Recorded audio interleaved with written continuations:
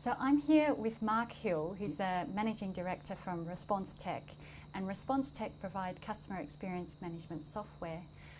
Mark, you've been telling us about some of the key components of customer experience management. Would you mind just explaining those?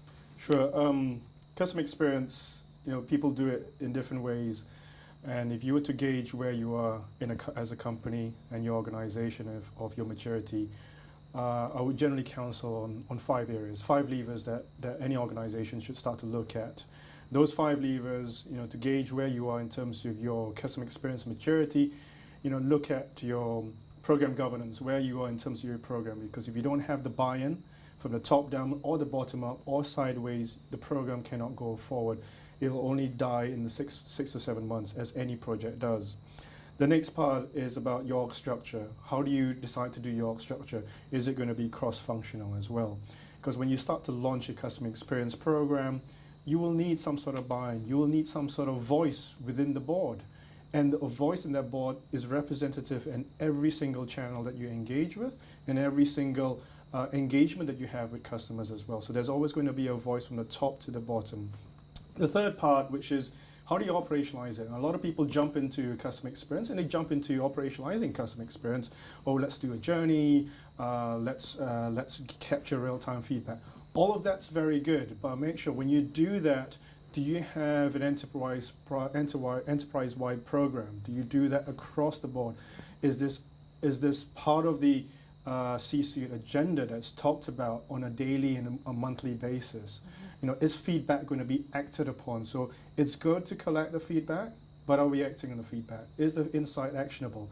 And are the people, and when we collect the actionable feedback, is it accountable? Do we account to who it is, which region, which office, which shop, which agent, for example? And the last part, the last 2 things is, one is measurement. That's the other thing that people jump into it. They jump into operationalizing the experience, and they jump into measurement. Okay, they talk about the CSAT scores and the NPS scores. That's all very good, but start looking broader. Start looking at your employees as well. What's the inside-out perspective? Are you engaging with your employees? Are you asking your employees what they think? Are you co-creating with your employees on the initiatives you could do to counter a lot of the pain points within the customer engagement journey? And the final thing, which is much more of a growth in the last 2 to 3 years, your comms campaign. So often you do customer experience and we move away from the advertising side of it because we think, oh, that's the advertisers, that's the marketeers, for example. But no, what is a comms campaign? How do you get that opinion poll satisfaction that everyone thinks you're very good? Because they can do a lot of great stuff on the ground within the operations, but like I said to anyone, shout out your success. So how do you shout that success? How do you tell people you're pretty good? And it's not just about the product centricity of it, but it's about your brand. Your brand equals the positiveness of what you're trying to achieve as an experience firm. Fantastic, thank you. So that's very helpful. So there are the 5, you call them levers that 5 we need levers. for customer experience management. And I know that you've been around in this industry for quite a while.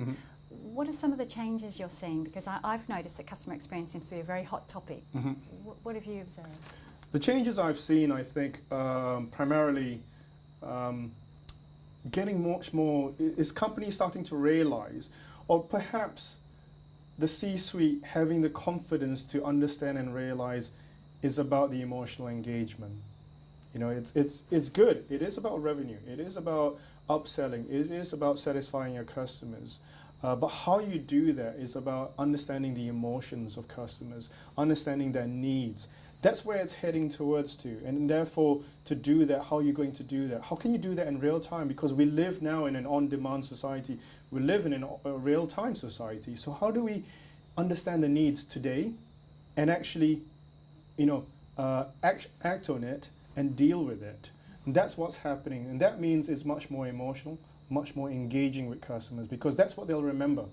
They won't remember the big things that goes wrong. They remember the small things over a customer journey, the minor frustrations over a customer journey that really detracts a customer. Fantastic. Thank you very much for coming to Cranfield today. We've really enjoyed hearing from you. Thank you. Thank you.